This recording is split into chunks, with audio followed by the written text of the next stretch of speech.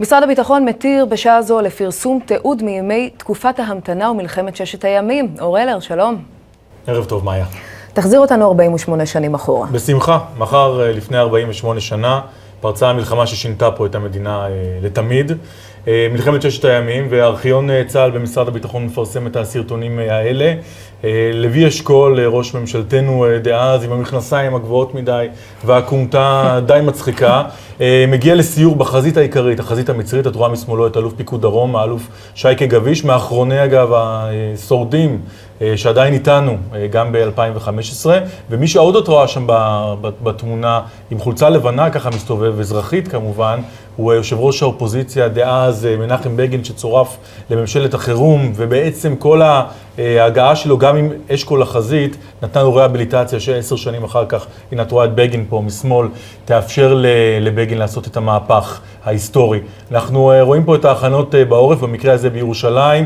ב-67 היה לחלוטין שוויון בנטל, בהכנות חשבו שהליגיון הירדני הולך לכבוש את ירושלים, תכננו להילחם על כל בית מתוך השוחות. את רואה פה את הדסה עין כרם, מכינים, בית החולים, מכינים המוני מיטות, חשבו שיהיה פה אלפי הרוגים ופצועים ואולי כיבוש של חלק מהמדינה ובתי החולים. הנערים גם הם גויסו לחפירת שוחות, כל העורף התגייס. כמעט 20 שנה אחרי השואה בעצם החשש היה מהשמדה של היישוב. חייל מילואים פה מרים ילד בתמונות שצילמו צלמים צבאיים, זאת מקלחת צהלית מאולתרת, כן.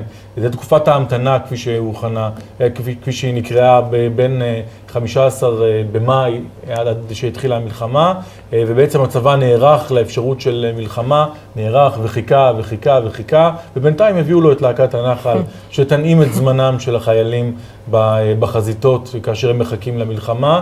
הרמטכ"ל רב אלוף יצחק רבין, זכרו לברכה, בתמונה של סיור בחזית המצרית לפני ההתמוטטות המפורסמת, ודיין שמוכנס לתפקידו כשר ביטחון על רקע הפאניקה והחרדה בציבור מפני האפשרות של כליה, והרב דאז, הרב גורן, הרב הצבאי הראשי, אלוף גורן, שבעצם באמת רואה בכל המלחמה הזאת איזשהו נס אלוהי. באמת את רואה בתמונות האלה, אלה כבר תמונות אחרי הניצחון הגדול, אחרי ההמתנה, אחרי החרדה, את רואה באמת את השאלה, ועכשיו מה? אבל למה זה מתפרסם רק עכשיו? אלה תמונות חדשות שמצאו אותן עכשיו? ארכיון צה"ל במשרד הביטחון כל הזמן בעצם מחפש חומרים חדשים, גם לימי ציון, לאירועים היסטוריים, והחומרים האלה יושבים, באמת כל הזמן החוקרים של הארכיון יושבים, ממפים אותם, מוציאים אותם. ראינו את החומרים שיוצאים ל-40 שנה לכיפור, ויש עוד הרבה חומרים כאלה שם, הרבה אוצרות, וככה היינו, והנה בחדשות מדברים על ה-BDS, 48 שנה אחרי מלחמת ששת הימים, עוד ממש איתנו, מאיה. תודה אור. תודה, מאיה.